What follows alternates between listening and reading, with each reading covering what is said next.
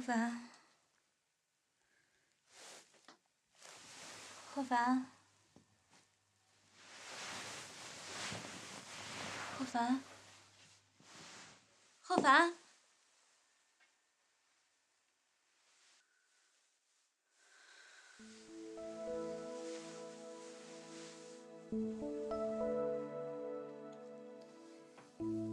老天爷，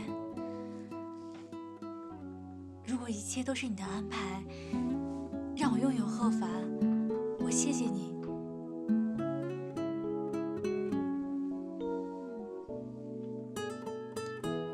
谢谢你。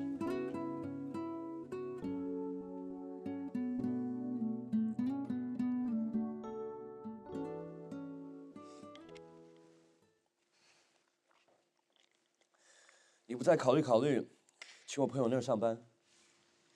你怎么老想让我去别的地方上班呀？你就那么讨厌我，想赶我走啊？这不是讨不讨厌的问题，是我给你良心的建议。那我也老实跟你说吧，我有我的苦衷。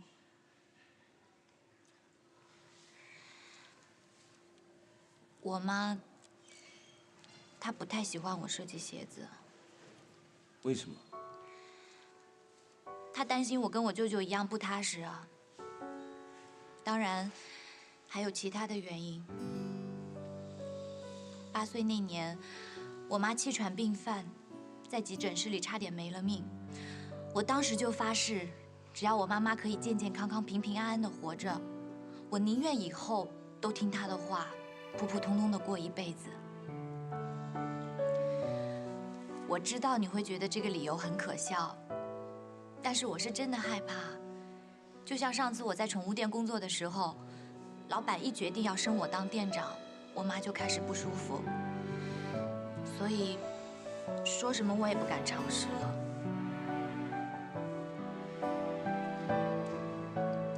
知道了，这件事我不会再提了。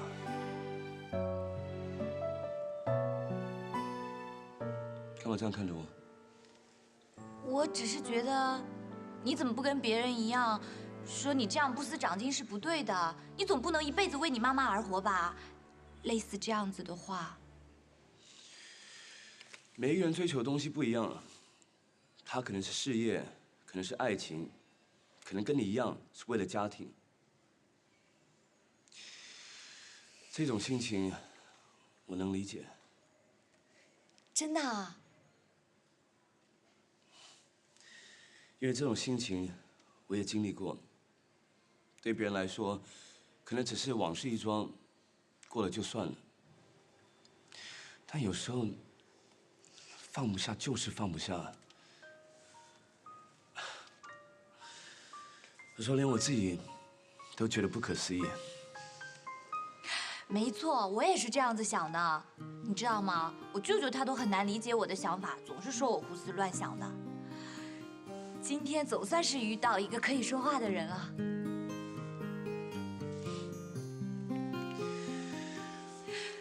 好了，差不多了，送你回去吧。我不是为了你，是为了叶玲。她就你这么一个朋友，说什么你也得活着陪他们。什么叫我要活着陪他呀？好不容易觉得可以跟他有话说了，现在又说这样子的话，真是的。记住，明天务必准时叫我起床，这可是关系到我一生的大事，听到没有？是，我知道了。这酒店就离卖场不到5分钟的距离，我就不相信还会迟到。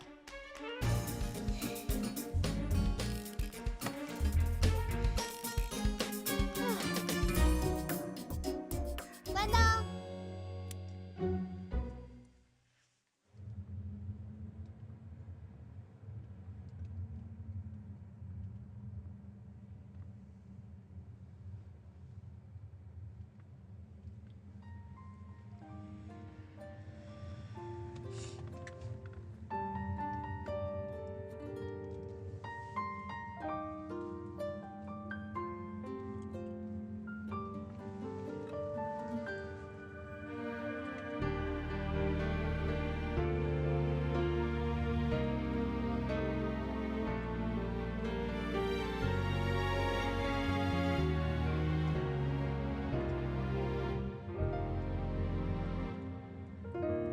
伤痕累累，两个人，命运捉弄的缘分，有多少也变成被你捆绑，怎样出卖情分？还好我们才懂，还好不算迟钝，伤过的疼越发残忍，还有幸福在等。还好我们回头，还好爱情发生，脆弱的能推开纠缠。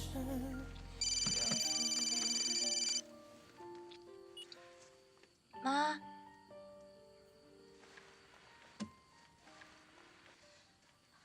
分钟，不，1分钟，1分钟，我马上就回到家。啊，特助，我都到了，你怎么不叫醒我啊？刚到，才刚到你就醒了。是吗？可是我感觉睡了很久的样子。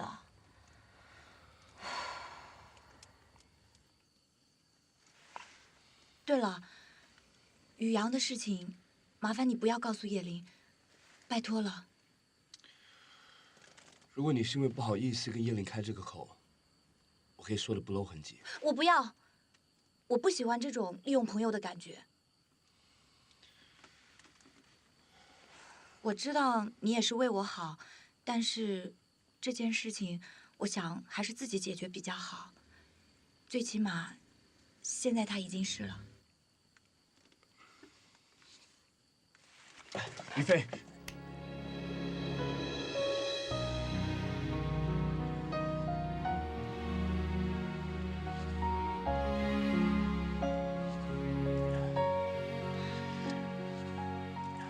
于飞，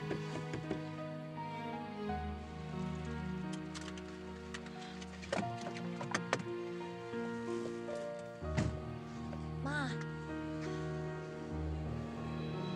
你好，我是他的。我知道，你是公司的特助，于飞的老板。我是于飞的母亲。特助，谢谢你送我回来，再见。走了。走了。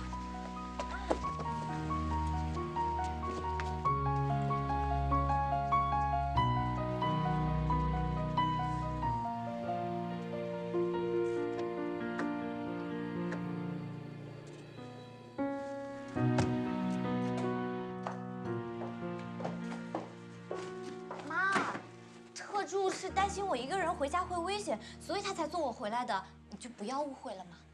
如果连你都觉得我会误会，那你自己说，你的行为是不是有所失当？要让被宇阳看见了，你怎么解释？更何况那人还是叶玲的结婚对象。我知道，下次不会再有这样的事情发生了。那个男孩也不像话，都已经向叶玲求婚了，还不懂得避嫌。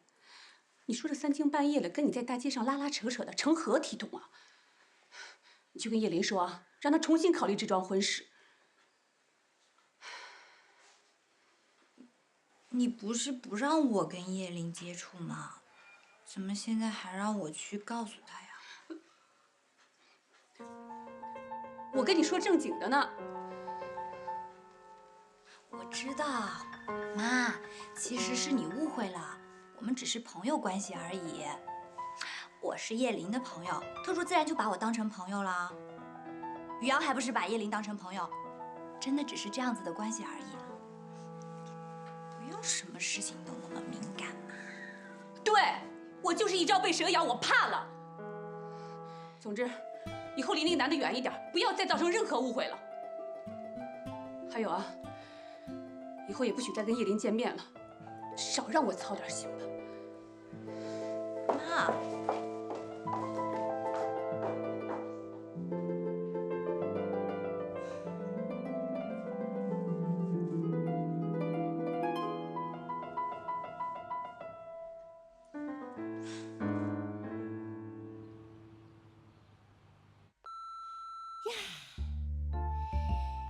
清楚看，仔细没有迟到，没有迟到。今天我大小姐没有迟到。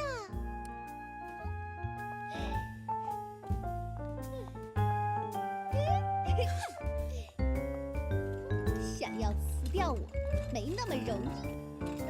没有迟到。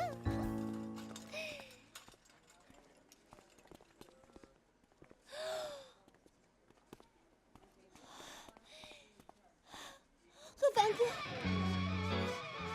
等我，有一天，我一定会变成你喜欢的模样的。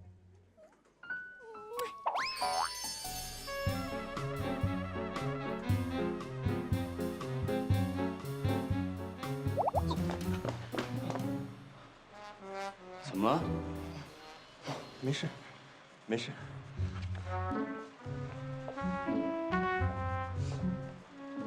奇怪，怎么好端端的，心里莫名泛起股寒意？慢点走啊，小心！哎，我来，小心啊，这有凳子，小心脚。哎，慢点。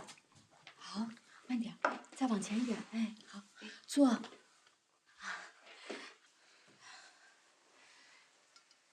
贝，今天有煎蛋、火腿，还有面包，想吃什么？跟妈妈说。妈，我想吃面包。姐，这里有蓝莓果酱和草莓果酱，你要哪个呀？不用了，我只想吃面包。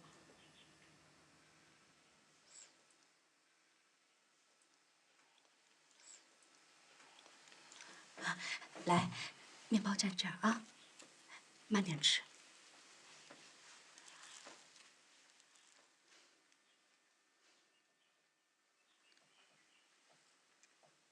孩子啊，就算你餐餐都能吃面包，总不能一辈子让人扶着吧？爷爷觉得呀，你该练习练习自己拄拐杖了。爸，这种事儿咱们私下再说嘛，别影响孩子的食欲。这怎么行呢？都快成人家媳妇了，怎么能一辈子让人家伺候着？嗯？该学着独立了。爸，您的意思是答应了小林和贺凡的婚事？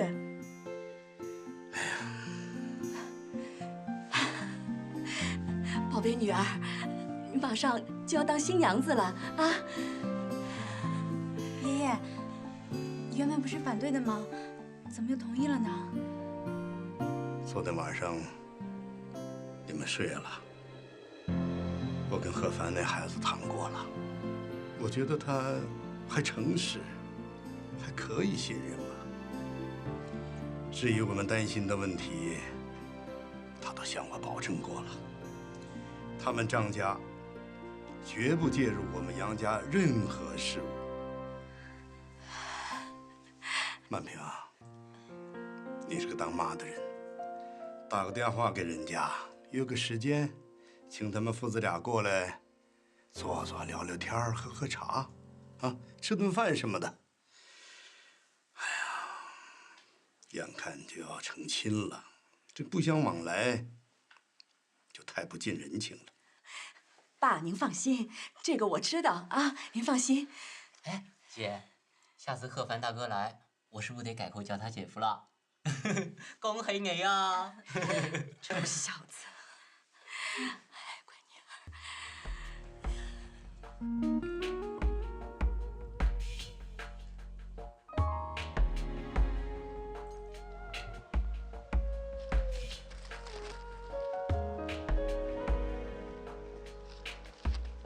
爸，您找我？啊，你坐吧。谢谢爸。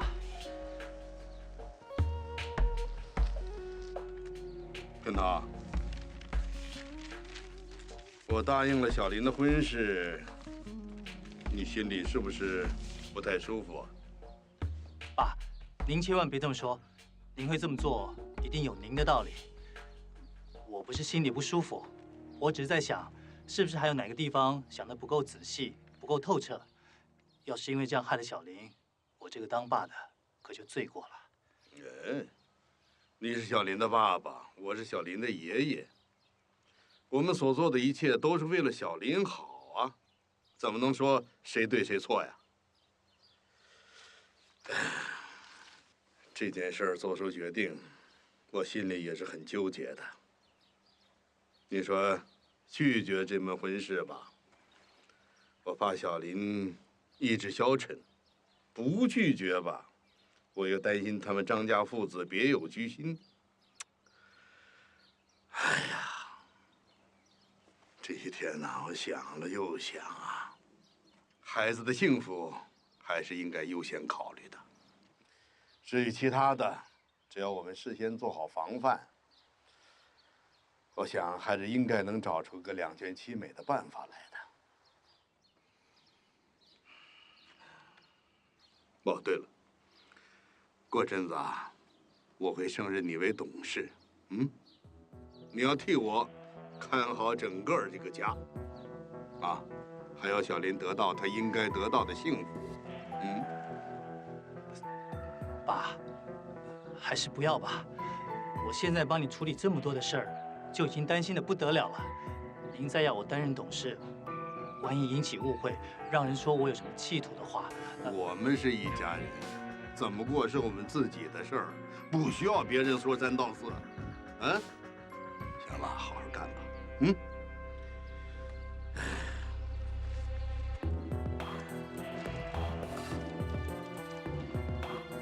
爸，谢谢您对我的信任。您放心，我一定不会让您失望的。好了好了，忙去吧。我还有事儿要处理。是。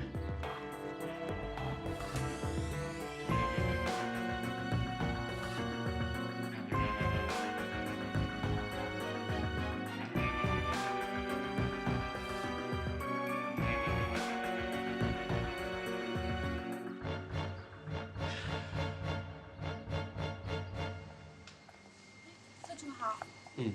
去仓库把这些货给补满。是。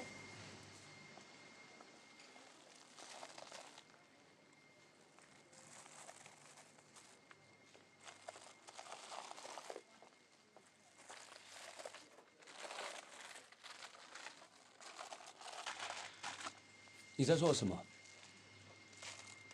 特助，货品对调。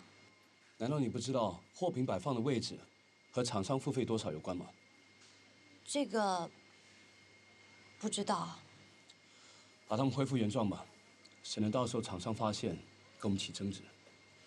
特助，我想说，我是补货员。我知道，我并没有责怪你的意思。我的意思是，因为我是补货员，所以我比较清楚客户的购物习惯。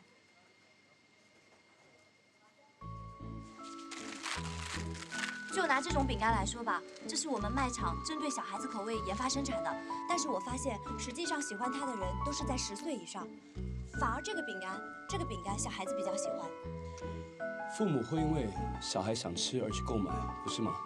但问题是，如果把这个饼干放那么高的位置的话，很多年纪小的小朋友根本就看不到。而这个饼干你把它放那么低的位置的话，很不方便别人拿。很多大孩子你现在也是知道的，连弯下腰来做一些事情都嫌麻烦，所以我觉得这2个饼干的位置要调换一下。好吧，就照你的意思去做。至于厂商那边，我会再跟他们协调的。谢谢特助，我相信销售量一定会提高的。学长，董事长找您。知道了。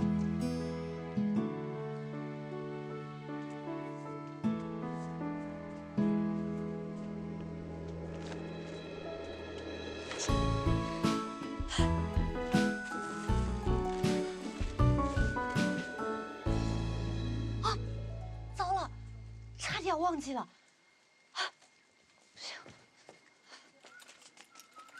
舅舅，你帮我把那些东西摆好，我得去找宇阳。去吧。慌慌张张的。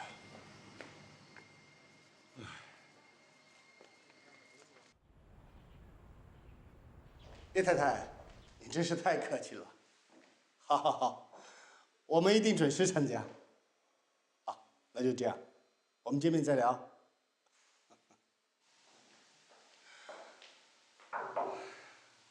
爸，你找我？来了。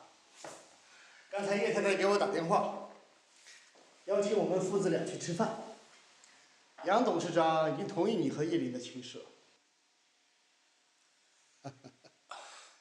看来你最近的努力没有白费啊，确实感动了他们。何凡，等你成了杨家的孙女婿，那我们远帆集团可就如虎添翼了，以后可就全靠你了。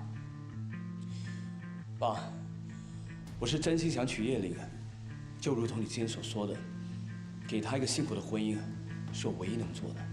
那是应该的嘛。所以我会尽我最大的努力，去博取杨董事长的信任。于是昨天晚上，我大胆地向他老人家做出了个承诺，除了合作案之外，绝对不会让我自己或是您介入到任何杨家的事业。什么？你真的这么说了？是的，而且我是真心的这么认为。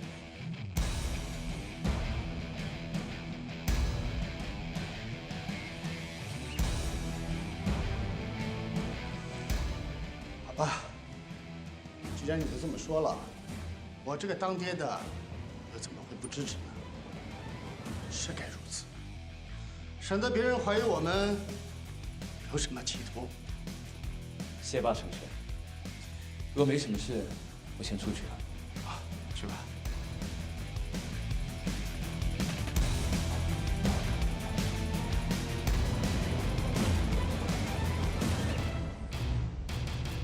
宇阳，你就去吧，就说一句话而已，也就是3个字，好不好？我不去，你要我低头不可能。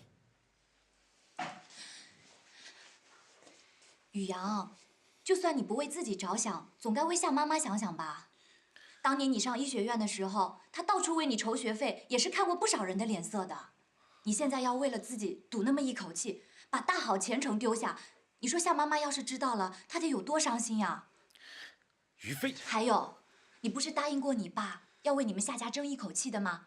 难道你以前说过的话都不算数了？我没说不算数。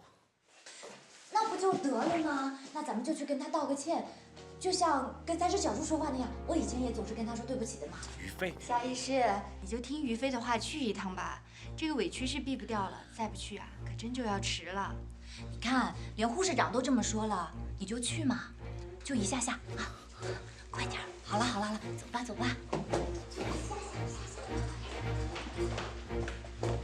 于飞。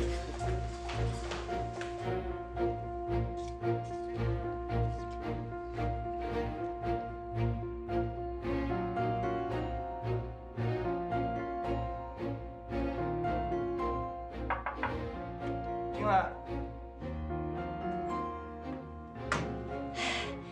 总医师好。是你们俩，还真是稀客。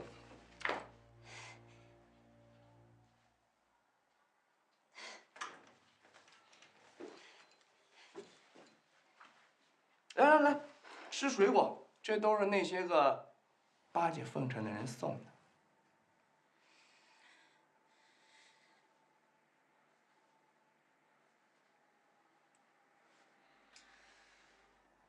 你们究竟是来做什么的？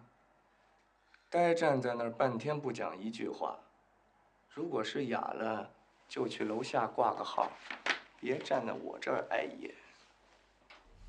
宇阳，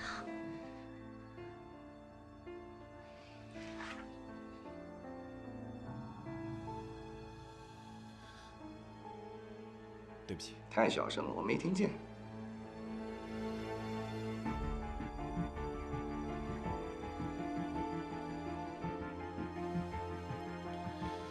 对不起。哦，原来是来道歉的呀！哎呀，这话怎么不早个2天说呢？现在呀，来不及了。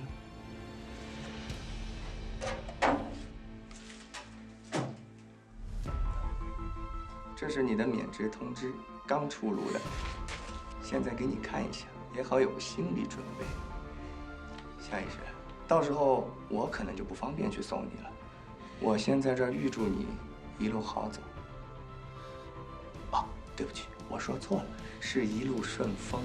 周徐瑞，你这个小人，你不是才答应过我你会原谅宇阳的吗？你怎么才说过的话就出尔反尔呢？就出尔反尔了，怎么样？有本事你也这样对我呀！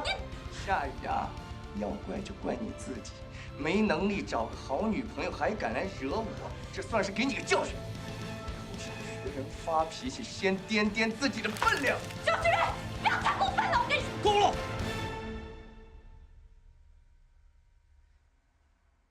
你还想中他的计，被他轰出去吗？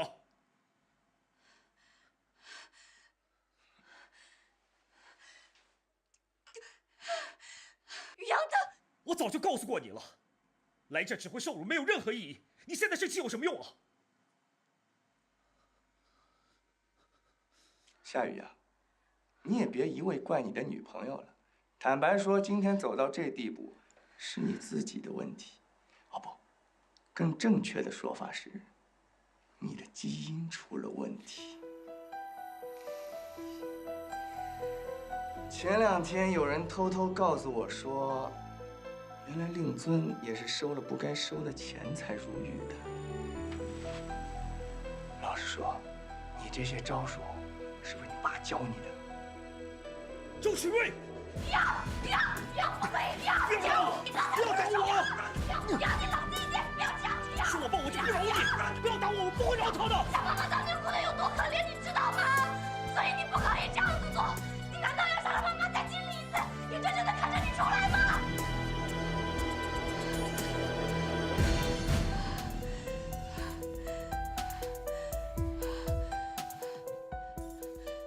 周启瑞，你给我记住了，今天的羞辱，总有一天会要回来。不要！你放心，你没这个机会，我会让整个一界都封杀你的。哼！宇阳，宇阳，宇阳，宇阳，你别这样！宇阳，还有机会的，真的。没有机会了，在这里有什么机会？你告诉我。宇阳，一定还有办法的，还有机会的。我们去求院长，他一定愿意给你机会的，真的，你相信我。飞，这不是小孩子玩的游戏，人人都会有机会，机会不可能轻易落在我们头上的。虽然我们一直埋头苦干，而那些走偏门的人，他们看到机会就立刻抓住了。不是的，不是这样的，你不要这样想，宇阳。不是吗？事情都已经成定局了。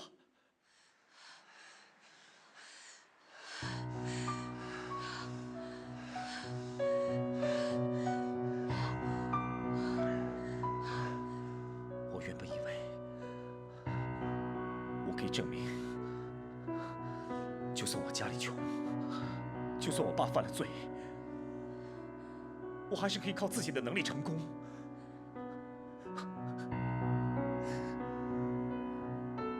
哪知道老天爷太不公平了，他就让周启瑞那小人得逞。太不公平了！宇阳，宇阳，你别太不公平了！宇阳，宇阳，放开我！不要这样子，一定还有机会的，真的，不要放弃。放开我！是我太笨，我早就应该明白，像我这种人要成功实在是太难了。不是这样，是要归于风尘，比谁都阴险，还是像周启瑞一样，追求权贵的女儿少奋斗20年？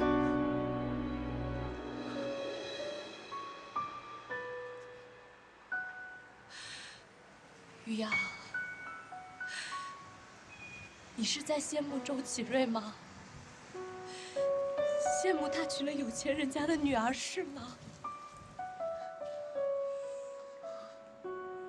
我不是羡慕，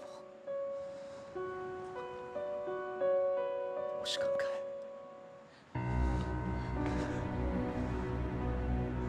因为我什么都没了，什么都没了，没了。于洋，你还有我，你还有我，于洋。别碰我！我现在没有办法面对你，也没法面对我自己。请你让我静一静。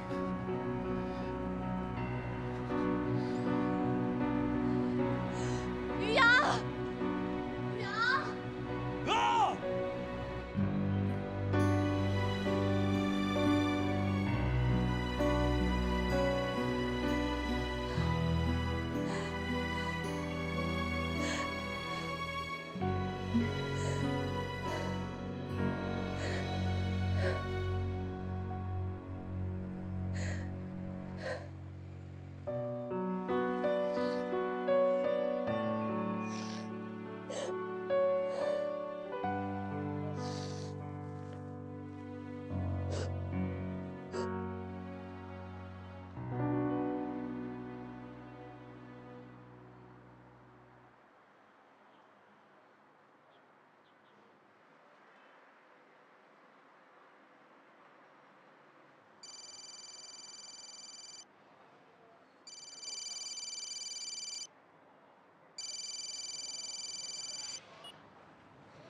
叶琳，什么事情啊？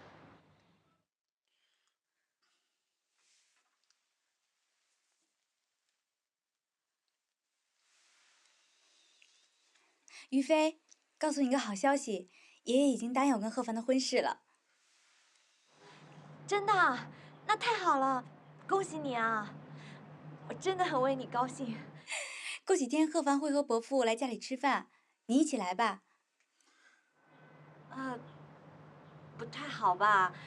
我怕伯母会不高兴的。于飞，你是我最好的朋友，在我人生中最困难的时候，因为有你的陪伴，所以我才有勇气面对。现在我要面对人生中另一个重要的时刻，我希望身边也能有你，我才不会紧张的。好，只要你需要我，我都会在你的身边陪伴你。太好了，那到时候见了，拜。拜拜。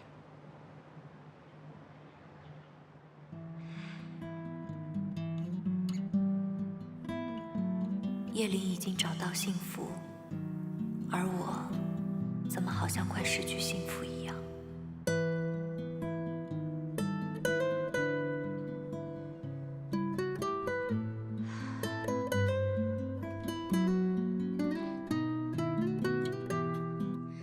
贺凡，于飞已经答应吃饭那天他会到的。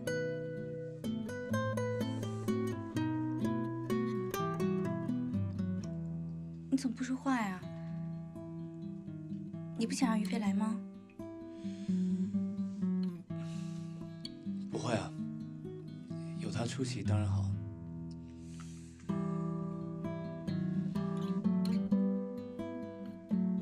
也好，有于飞在，我更能下定决心。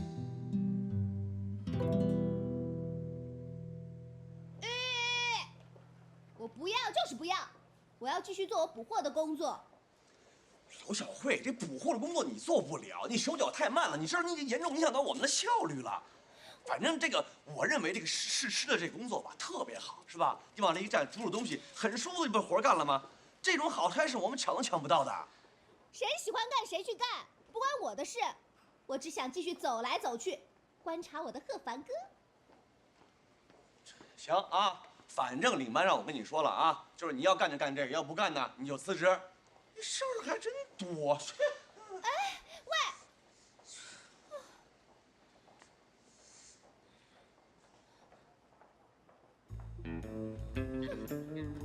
试吃就试吃嘛，这有什么难的？我就不相信会比天天准时上班还要难。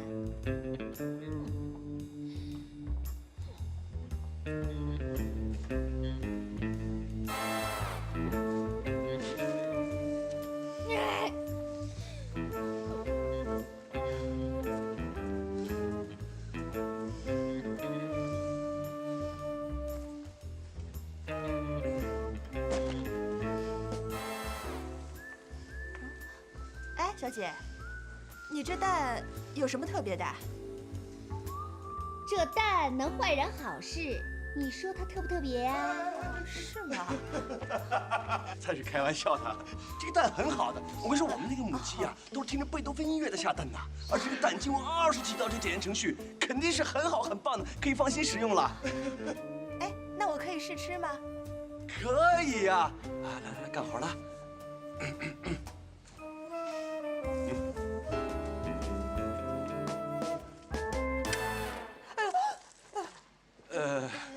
他是新来的，很有幽默感。他其实啊是要给你介绍一下这个蛋呐有多么的好，这个蛋皮很薄，蛋质量就很高啊。再来一次啦，没关系没关系。哎呀，这么难敲的蛋，是谁说它好的？我跟你拼了！哎，小姐，算了，算了。哎呦，小姐，算了，我不吃了。不行，你一定得吃，这已经跟蛋无关了，这事关我的尊严。要是再敲不好，我就把自己的头敲破。别紧张。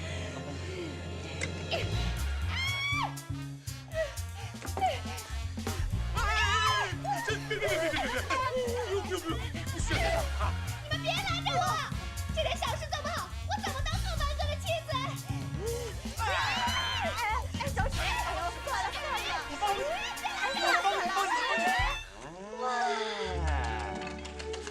这个动作要快准狠，知道吧？在宇宙中啊，万物都有灵气。比如这个鸡蛋，知道吗？世界上没有2个鸡蛋长得一模一样的，它很特别呀。所以鸡蛋要拿在手中啊，去感受它，感受它的温度。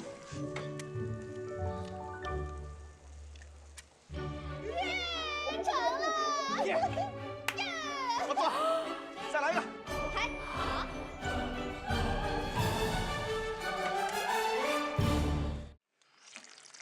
吃点这小菜啊。谢谢。还有这个鸡蛋，多吃点这鸡蛋啊，补身体的。吃啊吃啊。妈，我吃饱了。哎，怎么吃那么点啊？不多吃点啊？时间差不多了，我先出门了。哎，等会儿。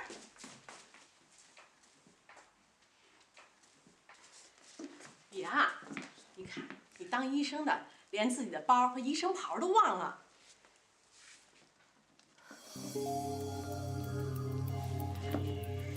哎呀，好好拿着呀，这个呀，我可是昨天费了好大的力气把它烫好叠平在里面的。妈，以后别这么麻烦了。妈妈一点都不麻烦，你看啊，那些穿在主任啊、院长们身上的医生袍，哪个不是白的耀眼、挺得吓人啊？远远的走过来啊，让人不自觉的就想往后退。哎呀，好有气势啊！妈妈呀，就想这么烫啊烫啊，烫到哪天你也成了大人物，让所有见到你的人都毕恭毕敬的叫你夏主任。夏院长，好了，妈，我真的来不及了，我走了。啊，好，路上小心啊！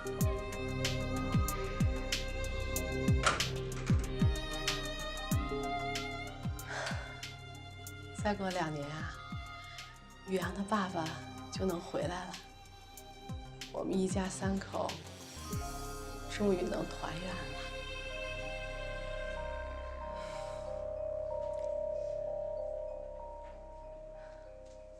我们领班呐，扬言非要把这刘晓慧开除不可。可是刘晓慧呢，也绝非等闲之辈，硬要找人把这事儿给压下去。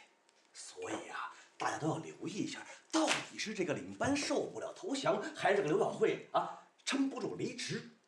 一场空前绝后的比赛马上就要鸣锣开场了，一场好戏静待其变。欲知后事如何，请听下回分解。赶紧吃你的饭吧。吃。哎呦！小飞，你是不是在等谁电话呀？没有。没有吗？我还不至于眼花吧？哎呀，姐你就不知道了，现在年轻人呐啊，这都不算什么，出去吃个饭，上一道菜拍个照片，上一道菜拍个照片，还拿手机发微博，你受得了吗？要是他们手里的货都换成那课本啊，早上北大了都。